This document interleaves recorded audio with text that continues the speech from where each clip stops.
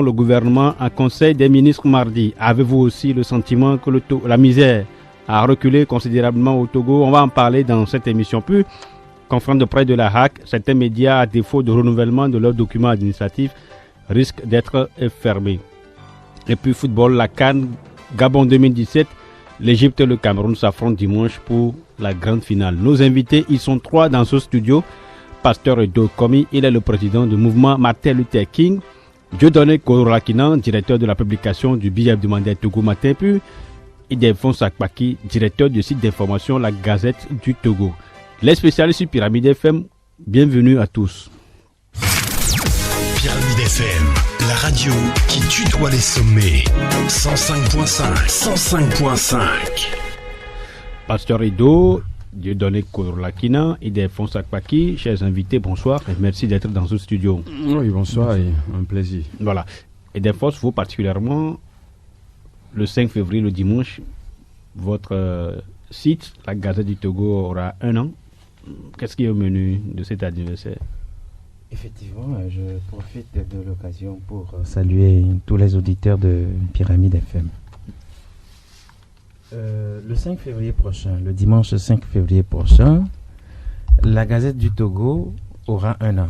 Une grâce que le Seigneur nous a faite. Alors, puisque c'est une grâce, il faut rendre grâce à celui qui a bien voulu que la Gazette du Togo naisse. Et donc, ce dimanche-là, à 10h, au César, Tocoin Séminaire, il y aura une messe d'action de grâce et de remerciement au Seigneur. Tout juste après la messe, il y aura un débat citoyen, un débat qui sera conduit par les professeurs Magloire Kwakouvi, David Dosset, Monsieur Thomas Koumou Dodji, de Veille économique, et de Georges Apedo Aman Togoata. Donc voilà ce que nous avons programmé pour marquer la journée du 5 février. Voilà, d'un anniversaire à un autre, 5 février 2005, 5 février 2017, 12 ans que le général Gnassingbé Adema a tiré sa révérence.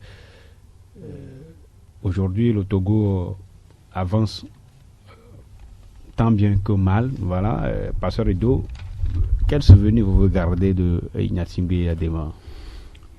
Oui, c'est vrai qu'il y a 12 ans que Gnassingbé Adema tirait sa révérence. Moi, l'homme, je l'ai bien connu. Je l'ai bien connu, je l'ai bien côtoyé, j'ai été proche de lui. Alors, ce que je sais de lui, ce qui m'intéresse aujourd'hui en tant que pasteur, ce sont ses qualités. Parce que moi, la Bible me dit d'examiner toutes choses et de retenir ce qui est bon. Donc, ce qui est bon de l'homme, moi, aujourd'hui, c'est ce qui m'intéresse. C'est vrai, un regret, parce que, je dirais un regret, parce que c'est un homme quand même qui a... il a de la compassion pour les autres. Et puis, aujourd'hui, il n'est plus là.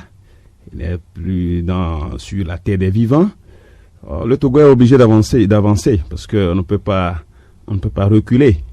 12 ans après, qu'est-ce qui a changé? Oui. On va y revenir. Ok, donc, moi... Le souvenir que vous gardez, lui. Le souvenir, que vous avez passé avec lui. Un homme qui aimait quand même pardonner chaque fois qu'il y a un problème, il le dit en même temps, et puis on rit, et il nous appelait tout le monde ami.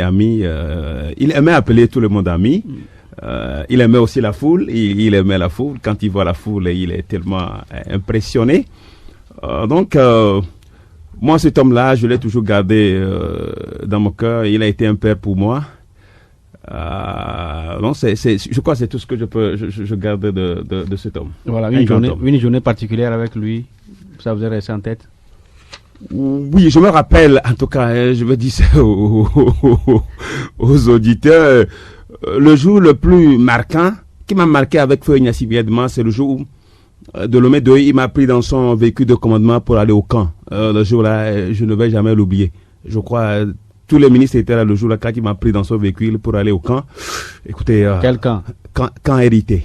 Écoutez, ce jour-là, moi, c'est remarquable, quoi, parce que rester avec un chef d'État, et je vois la vitesse, la vitesse du véhicule pour aller de Lomé 2 au camp hérité, c'était magnifique, c'était vraiment, voilà, ce jour-là, ça m'a marqué, je l'ai toujours gardé dans ma vie. Vous avez fait quoi au camp? Bon, on a poursuivi les séances de travail de Lomé de Okan. Les séances de travail sont poursuivies au camp. Dieudonné, vous connaissez aussi Yadema, qui a dirigé le Togo pendant 38 ans. Quel souvenir vous gardez de lui? Quelle question? Me demander si je connais Gnassingbé Yadema, je me pose. Quelle question? Demander à un Togolais, et de surcroît de mon âge, s'il connaît Gnassingbé Yadema, je me demande bien quelle question, mais bon. Bon, bref. C'est pourquoi vous ne savez pas sur place. Ah bon?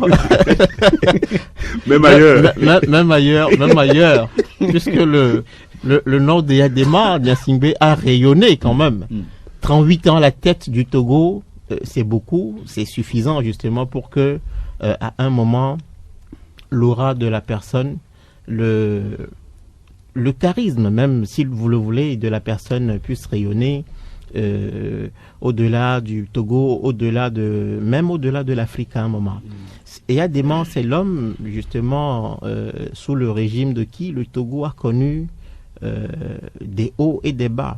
Des hauts parce que sous Yadema, il ne faut pas oublier que le Togo était cité, beaucoup de témoignages sont là, le Togo était cité comme un havre de paix, le Togo était cité comme un pôle touristique important.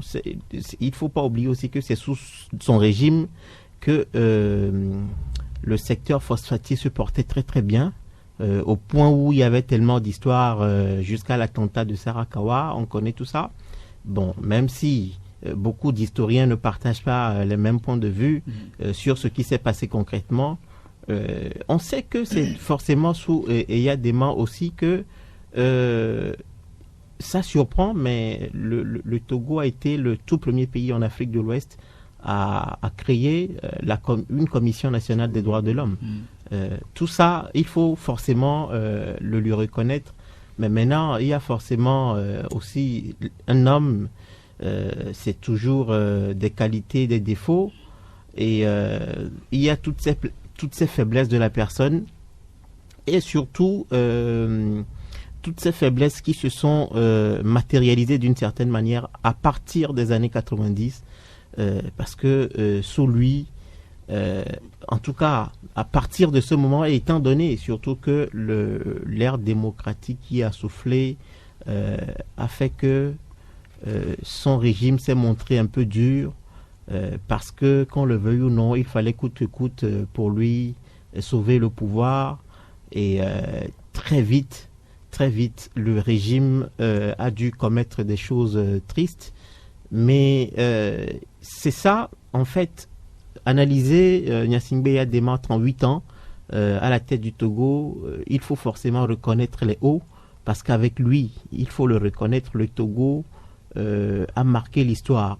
On a beaucoup parlé du Togo sur l'échiquier africain, avec lui, en bien, et malheureusement, à un moment, on a parlé du Togo aussi d'une certaine manière en mal, sous lui toujours. Maintenant, moi, sur le vif, il est difficile de faire le bilan. Mais on va dire c'est un bilan mitigé de les 38 ans. Et c'est 38 ans à la tête du pays, c'est beaucoup.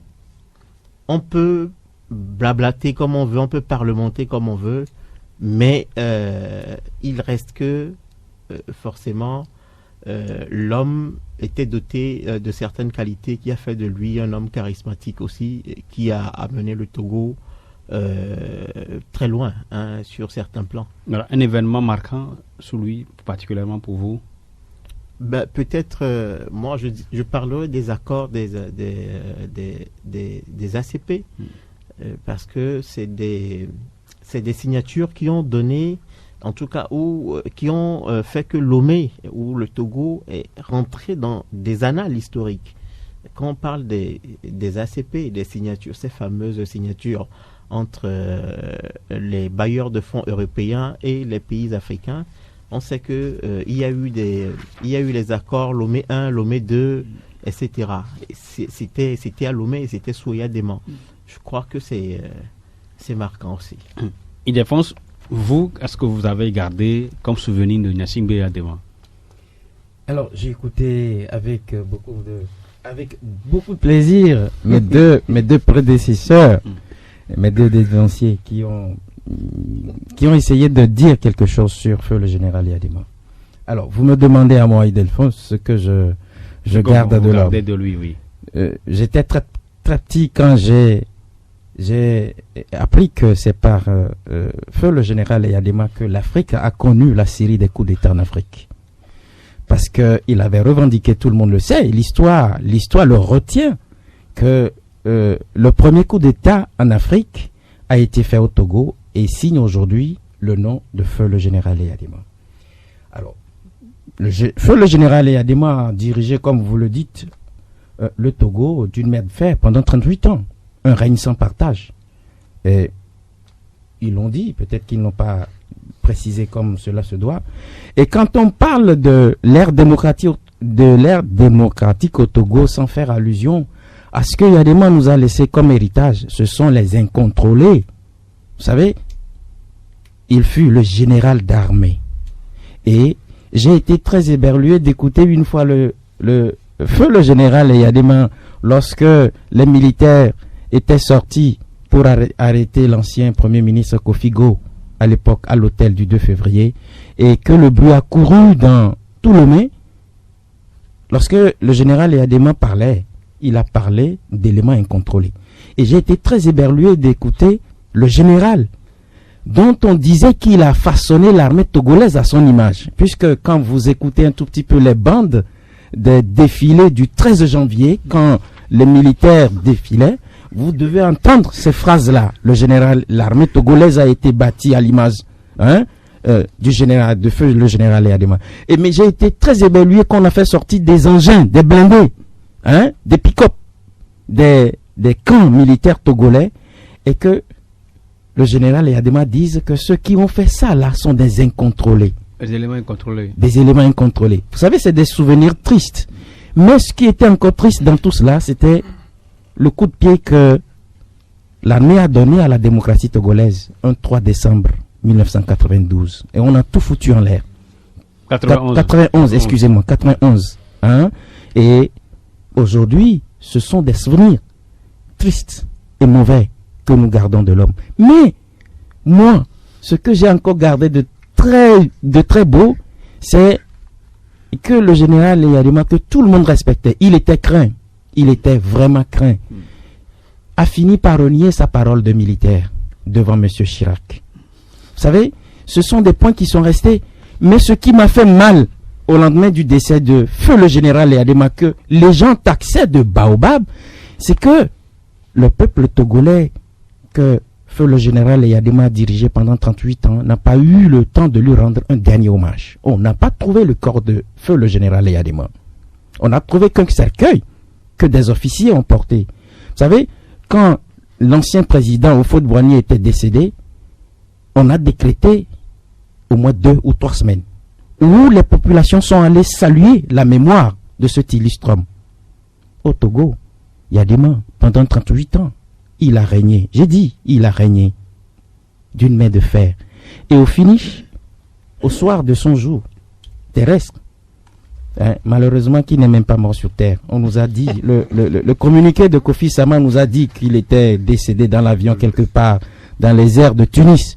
On n'a pas retrouvé son corps. Bon, je suis très malheureux. Bon, que ça peut être son vœu. Je suis que son corps ne soit pas exposé. Il fallait, c'est un homme d'État. Il faut qu'on le dise. Feu le général Yadema, quoi qu'on dise, a été un homme d'État et pris comme tel, on devait dire que dans... Mais vous me faites revenir des choses à la mémoire. Vous savez que c'était dit à l'époque, le 5 février, que c'est Yadema qui avait dit que son fils le succéda. On a oublié que le Togo était un État régi par des lois. On a marché sur la Constitution. Mais si aujourd'hui, un homme d'État qui est feu le général Eyadema, s'il décidait quelque chose, l'État est une continuité. On dirait aux populations togolaises que feu le général, dans cette dernière volonté, a bien voulu qu'on cache son corps. C'est ce que je retiens de l'homme. Voilà. Pasteur Edo, 12 ans après, qu'est-ce qui a changé au Togo? Oui, 12 ans après, il faut reconnaître quand même que aujourd'hui, nous avons quand même, en matière de liberté d'expression, avec tout ce que nous disons ici, il faut dire quand même que ce n'était pas le cas avant. Donc, il y a la liberté d'expression aujourd'hui. Même c'est vrai quand même qu'il y a des couacs. Dans tous les pays, la liberté n'est pas aussi absolue en matière d'expression. Il y a des choses qu'on dit, il y a des choses qu'on ne peut pas dire. Donc, cela a changé. Même si on retrouve le même système, avec le même mode de gouvernement, on peut aussi dire aujourd'hui quand même que il y a certaines choses qui ont changé, mais en 12 ans, beaucoup de choses auraient pu changer si effectivement la démocratie était vraiment enracinée. Donc aujourd'hui, pour nous, c'est un défi pour nous aujourd'hui de faire de telle sorte que le processus démocratique puisse être vraiment atteint et que nous ayons des réformes qui vont quand même modeler notre démocratie et la hisser au rang des démocraties plus actives. Donc moi je crois que ce qui nous reste, parce que la Constitution de 92 a été toilettée aussi. Aujourd'hui, on dit souvent qu'elle est vidée de sa substance, alors que c'est la loi fondamentale de notre pays. C'est la loi fondamentale de notre pays. Donc, ce qu'il faut aujourd'hui pour nous, pour dire que le Togo est véritablement un état de droit, et c'est ça, c'est le souhait de tout le monde. Il faut que notre constitution, notre loi fondamentale puisse revenir sous la forme qui lui permet de se hisser au rang des pays démocratiques. Donc voilà ce que je peux dire pour ces 12 années. Ildefonse, le Togo a-t-il changé après Eyadema? Je crois que le Togo a changé négativement, à mon avis. C'est vrai que, comme Pasteur Edo l'a dit tout à l'heure, nous avons relevé quelques avancées en matière d'expression. C'est ce qui nous réunit ici aujourd'hui. Alors, moi j'ai causé avec des gens qui, après m'avoir écouté, des fois me disent, si c'était à l'époque d'Eyadema, on allait t'envoyer à la présidence de la République pour te fesser.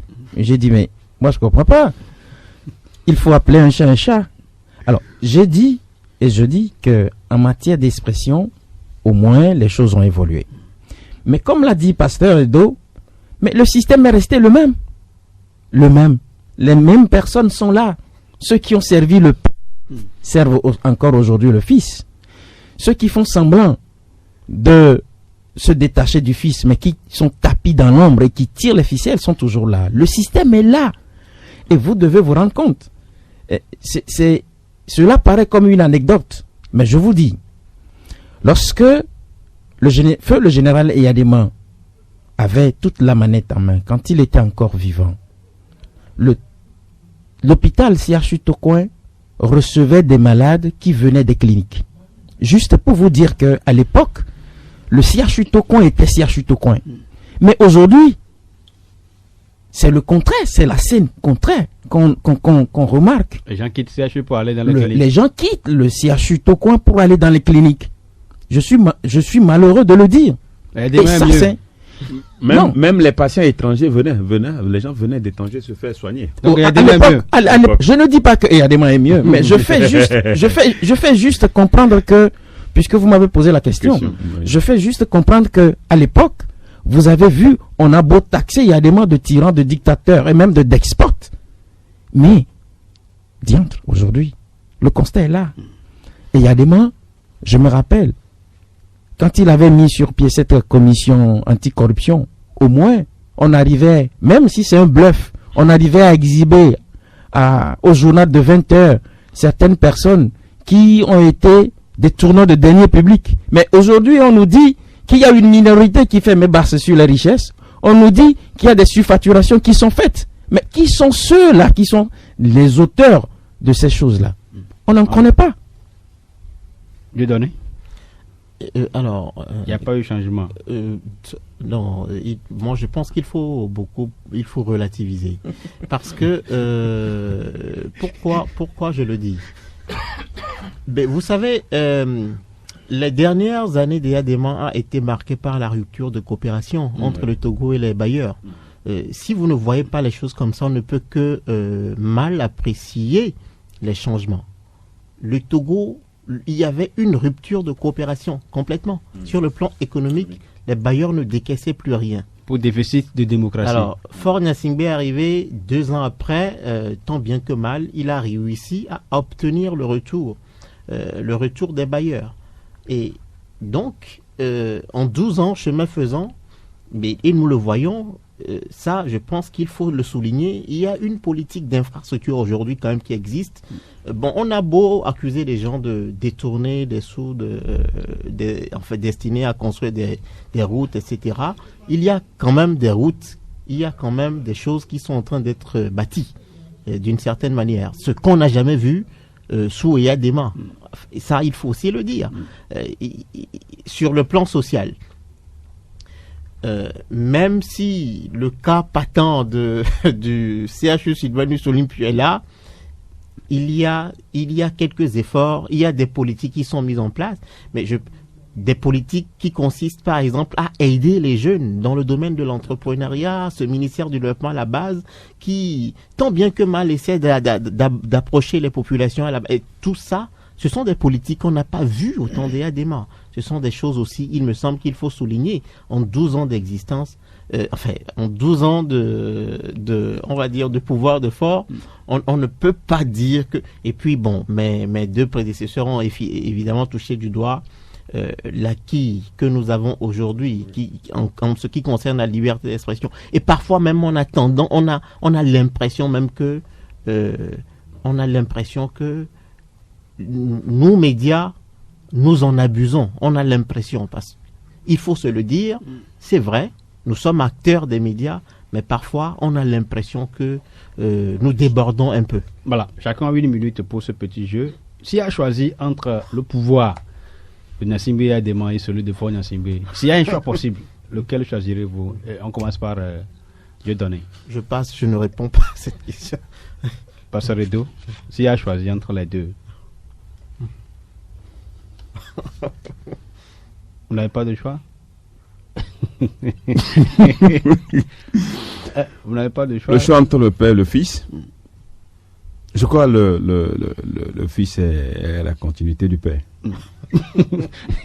Et Défonce? Je ne vois pas. Il y a Le pas rapport. Je ne vois pas le rapport, moi. Moi, je ne vois pas le rapport. D'autant plus que les mêmes personnes qui ont servi le père servent encore le fils. Je ne vois pas le rapport. Ok. De toutes les façons, la gouvernance continue. Et en Conseil des ministres, le mardi, le gouvernement a fait savoir qu'au Togo, il y a quand même baisse du taux de pauvreté et de chômage.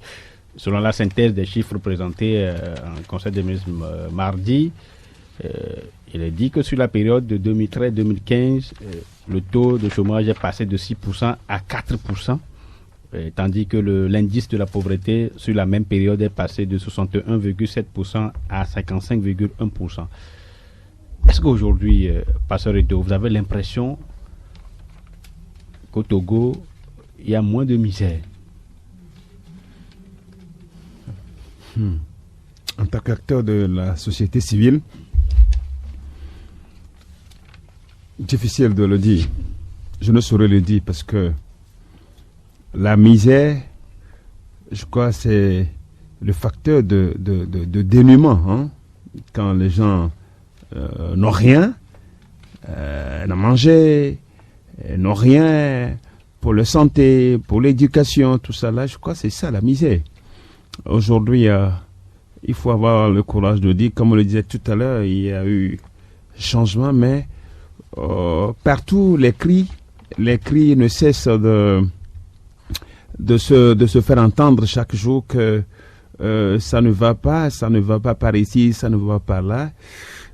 C'est vrai que sur le papier, les chiffres peuvent parler sur le papier, hein, parce que quand vous voyez sur le papier qu'on parle de la pauvreté, qu'on parle du taux de chômage, il y a eu une accélération, comme on le dit, il y a eu une réduction une augmentation du taux de chômage, réduction de la pauvreté.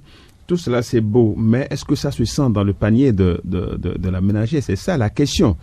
Bon, donc, et souvent même, les dirigeants reconnaissent que sur le papier, on sent quand même que les chiffres sont avantageux, mais du point de vue pratique, je crois que ça ne change pas. Mais à certains niveaux, on peut sentir quand même qu'il y a de l'amélioration, mais quand on prend la majorité, la misère est toujours là, la pauvreté est toujours là. Même si le taux de pourcentage, si on prend de pauvreté qui quitte, je crois, de 55, la réduction donc de 61%. Oui, de 61% en 2006 à 55,1% en 2015. Oui, comme je le dis, je crois que je vais me répéter, mais c'est pour dire que au Togo, c'est pas facile de joindre les deux bouts. C'est pas facile de joindre les deux bouts. Donc, ce qui veut dire qu'il y a encore la pauvreté, elle est là. Et des fois, il faut constater aussi qu'au Togo, il y a léger mieux. Quand je m'en tiens au panier de la ménagère dont tu as fait allusion tout à l'heure, pasteur Dokomi, je me rends compte que ces chiffres que le gouvernement togolais donne, c'est des chiffres qui sont en total déphasage avec les réalités togolaises. Oui. J'ai été un tout petit peu malheureux l'année dernière lors du discours du chef de l'État où il avait dit en passant que le Togo était en voie vers un pays émergent. Alors, des experts ont démontré le contraire parce que quand ils s'étaient focalisés sur le produit intérieur brut, le PIB, on s'est rendu compte que le Togo n'a pas atteint jusqu'à ce point-là. Alors, c'était un point que moi j'avais relevé à l'époque. Mais dire aujourd'hui au Conseil des ministres qui siège en présence du même chef d'État et qu'on nous donne des chiffres et que des experts, parce que j'ai écouté aujourd'hui l'expert en économie et finances, M. Thomas Dodikoumou, qui n'était pas d'avis. Parce que c'est des gens qui ont travaillé sur la chose et qui nous disent aujourd'hui que ces chiffres-là, c'est des chiffres que je prends avec beaucoup de pincettes parce que je n'ai pas encore commencé par mener mes petites enquêtes pour vous dire effectivement que ce qui a été dit par le gouvernement est vrai. Au-delà de cela, je me rends compte, si on se réfère au budget exercice en cours, si effectivement le taux de pauvreté et de chômage a baissé, je dirais que cette année, peut-être que ça va encore augmenter parce que la majeure partie du budget a été consacrée au paiement de la dette publique. Et si tel est le cas, il a souligné tout à l'heure que lorsque nous voulons nous rendre compte de ce que la pauvreté, la misère, le chômage ont diminué dans ces pays, il y a des secteurs qu'il faut prendre. D'abord, le secteur de l'éducation, où tout le monde sait très bien que la population togolaise est majoritairement jeune. Maintenant, le taux d'emploi, c'est à combien? On ne nous donne pas le taux. Le taux d'emploi. Lorsque vous faites une bonne politique, donnez-nous les chiffres qu'il faut. C'est à partir des chiffres que nous allons vous juger. À partir des chiffres publiés, le taux d'emploi de la jeunesse. Le taux de chômage aujourd'hui c'est de 4%. Ça a été dit.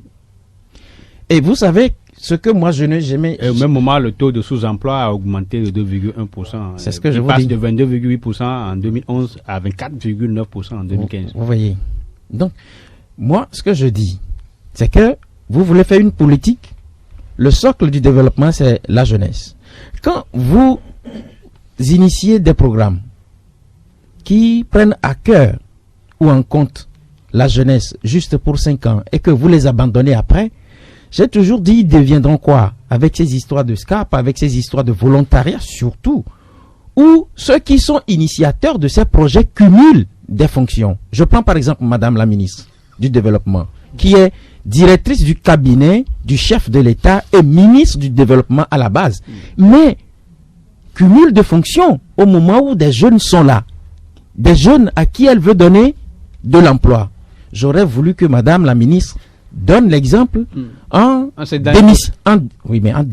démissionnant d'un poste et en l'accordant à un jeune. 1. 2. Prenez Fogan Adegnon par exemple, qui cumule au moins 5 postes. Il est directeur d'un machin que vous appelez délégation spéciale de Lomé.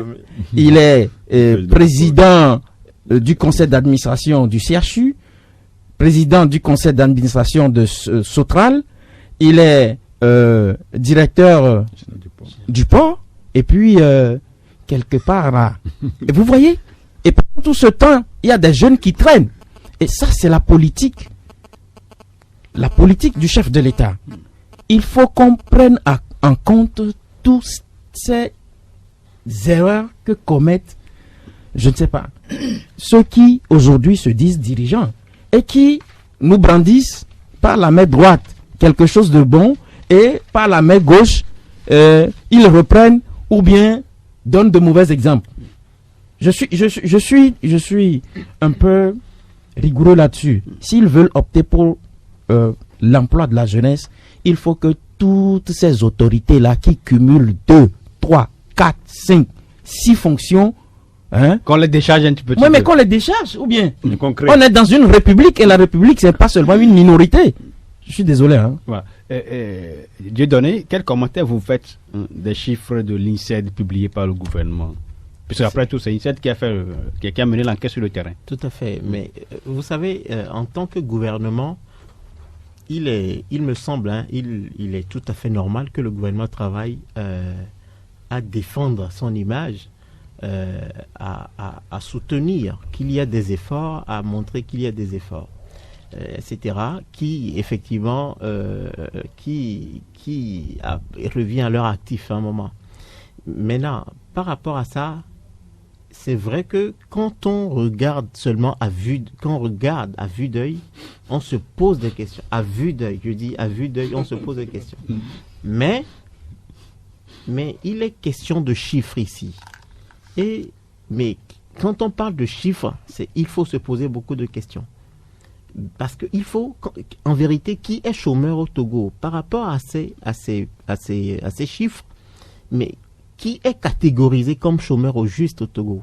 Est-ce que c'est celui qui est effectivement diplômé et qui travaille temporairement en gagnant peut-être 100 fois moins que ce qu'il devrait normalement gagner? Est-ce que c'est un chômeur ou est-ce que c'est un employé? Eux là, ils sont sous-employés. Ah non. C'est pas évident. Il faut questionner justement, il faut vraiment creuser et savoir. Et c'est en ça que moi je tiens à saluer justement le travail que la veille économique a fait sur ces chiffres, parce que on ne sait pas au fond. C'est la population active. Voilà. C'est ce que le veille économique a dit.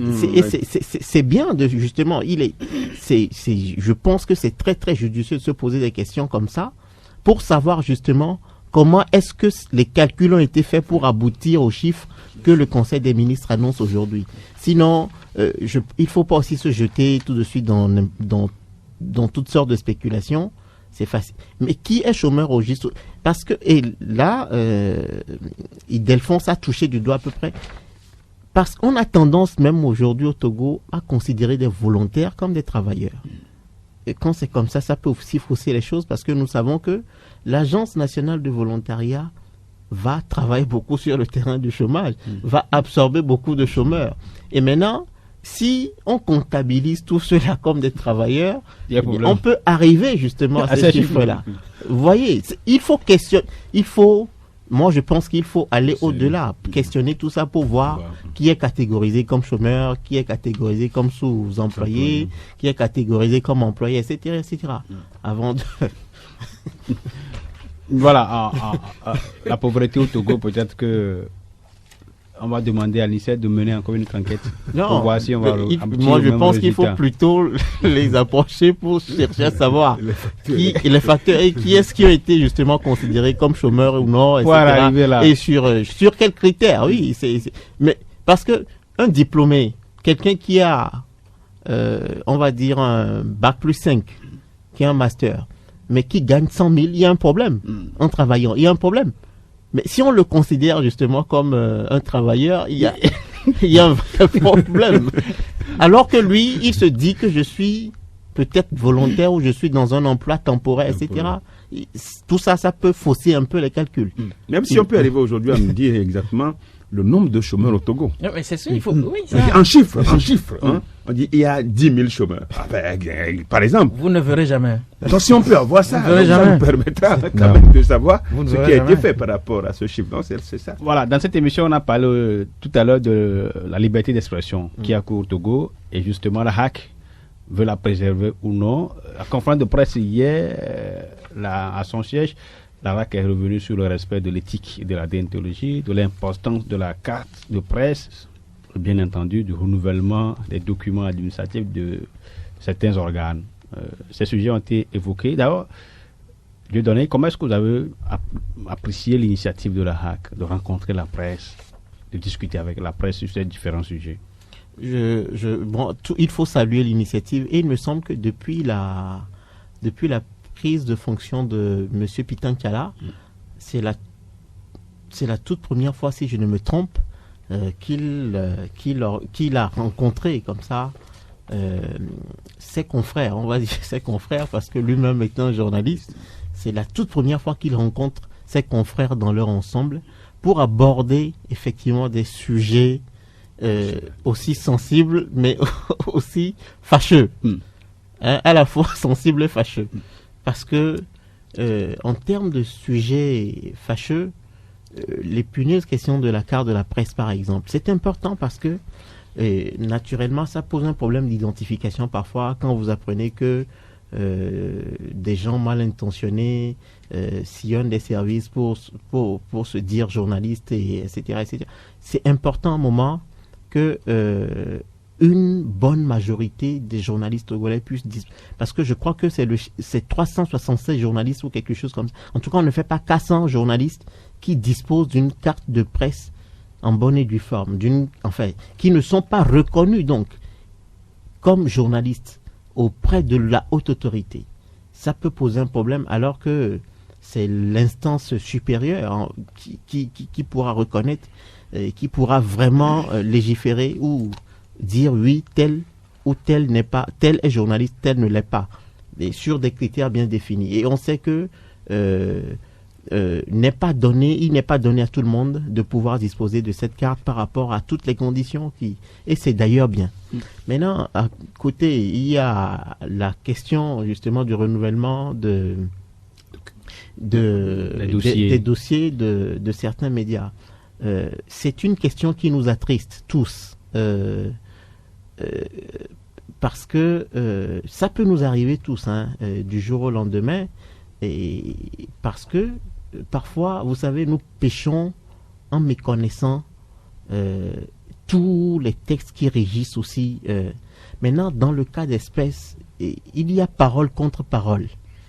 La HAC dit clairement, parce qu'il faut nommer effectivement les médias, la HAC dit qu'elle n'a pas à sa disposition des dossiers de RCF, de CTFM. On va revenir précisément. Oui, on va y revenir. Bon, d'accord.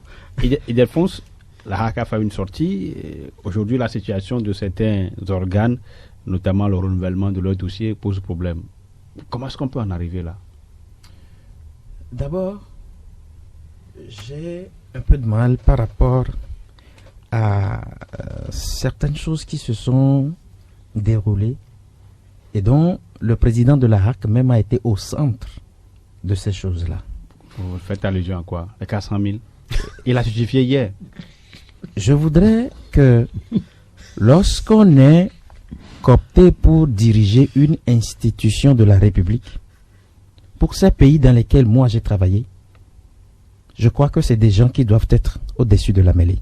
Je parle en premier chef ou en premier lieu du chef de l'État, qui aurait, même si le président de la HAC n'a pas eu le courage de citer le chef de l'État, puisque les rumeurs ont circulé avant qu'il le confirme puisqu'il a confirmé hier qu'il l'a fait.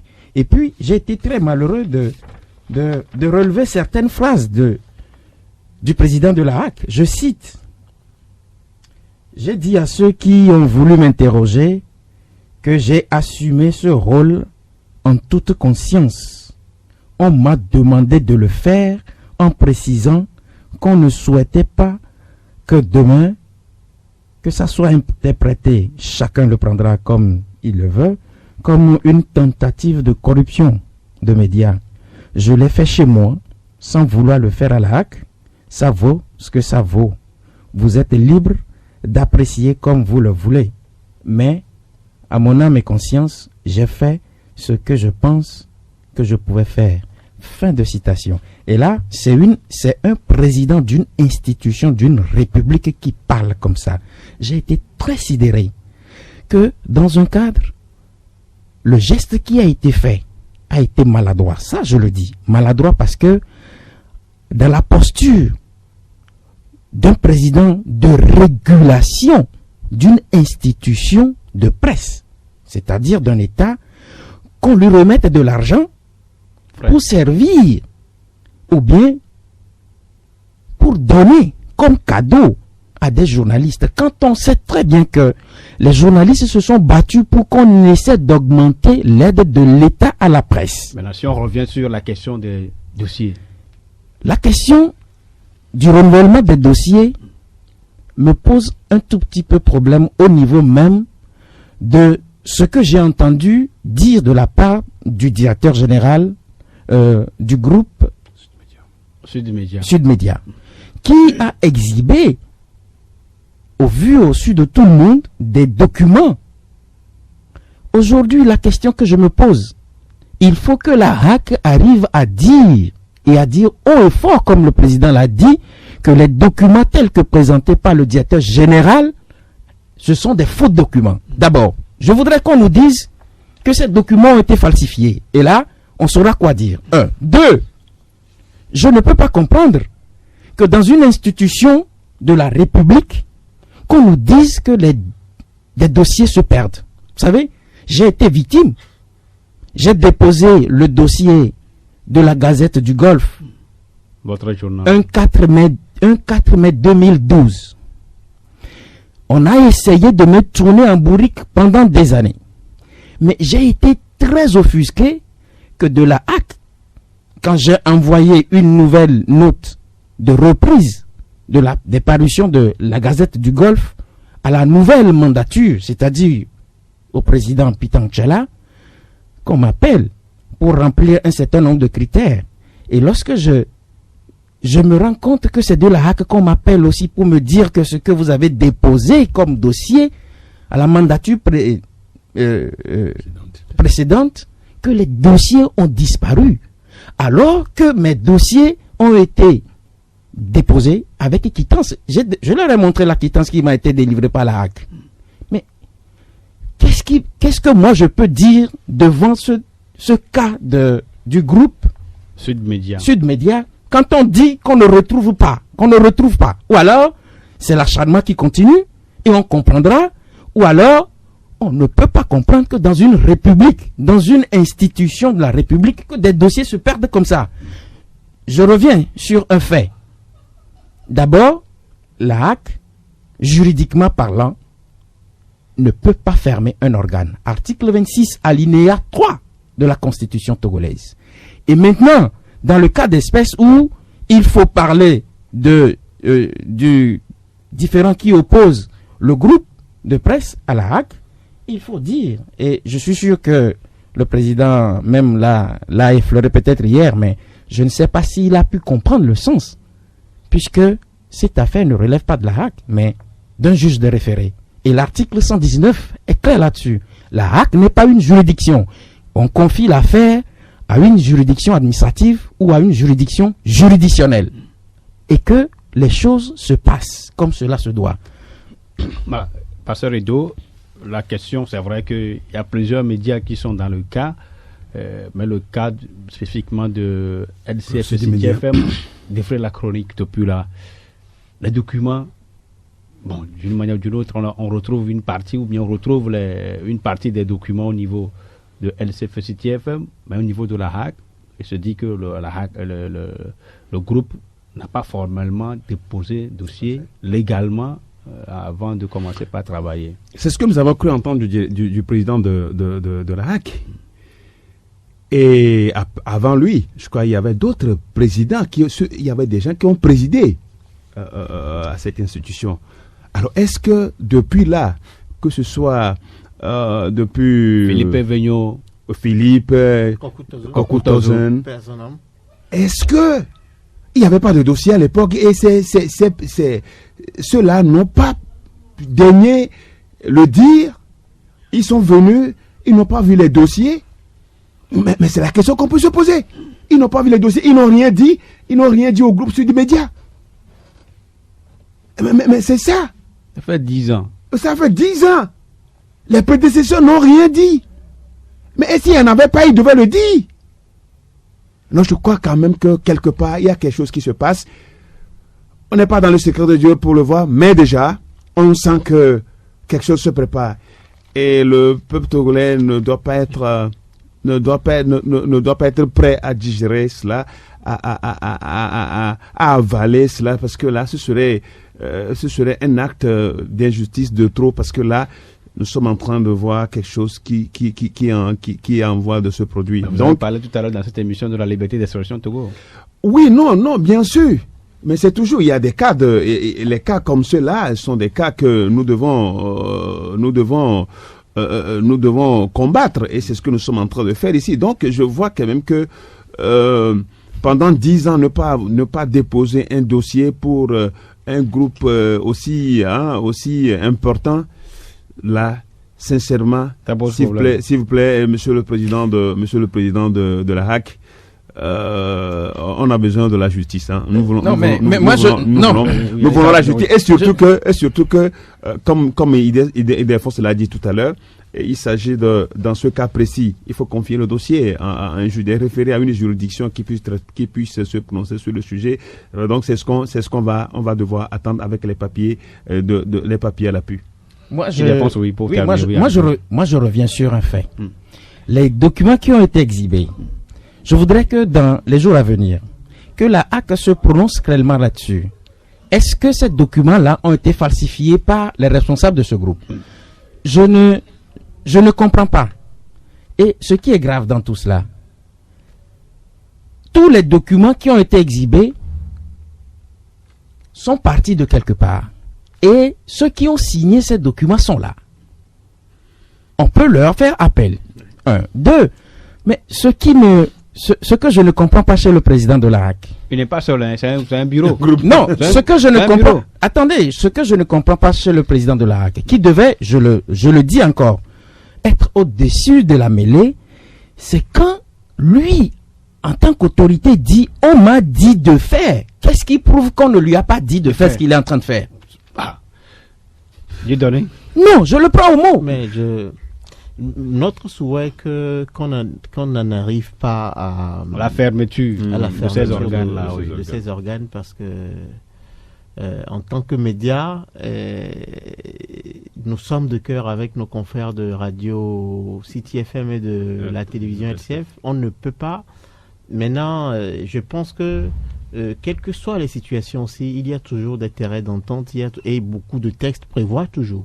Hein, je crois que quand on creuse les textes, on peut peut-être trouver des circonstances atténuantes et laisser le temps peut-être à LCF, mais qui quand même au moins pendant 10 ans a occupé l'espace médiatique pour se régulariser. Maintenant, sinon, on a l'impression vous savez, ça nous amène tous.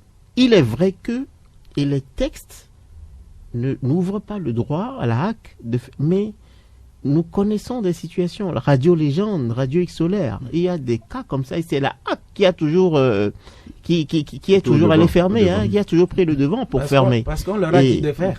Bon, donc mais nous disons, en tant que médias, on ne peut nullement encourager la HAC, et je crois que à la HAC, il faut entendre le cri de cœur aussi bien des auditeurs, des téléspectateurs, mais pour essayer de trouver des terrains d'entente par rapport à tout ça. Alors, nous espérons qu'une solution sera trouvée pour que tous ces organes, puisqu'en dehors de LCF City FM, il y a d'autres organes également, Radio Balbou et consorts. On espère qu'une solution sera trouvée pour que tous ces organes-là soient là pour pouvoir occuper l'espace médiatique togolais. On va terminer cette émission avec le sport, notamment le football. La finale pour la CAN, c'est dimanche entre le Cameroun et l'Égypte. Chacun a juste peut-être une minute pour finir. Est-ce que, Dieu donné, au début de la compétition, vous y avez attendu? Personne. Il me semble que personne ne s'y attendait. La fiche surprend, mais c'est le football. Maintenant,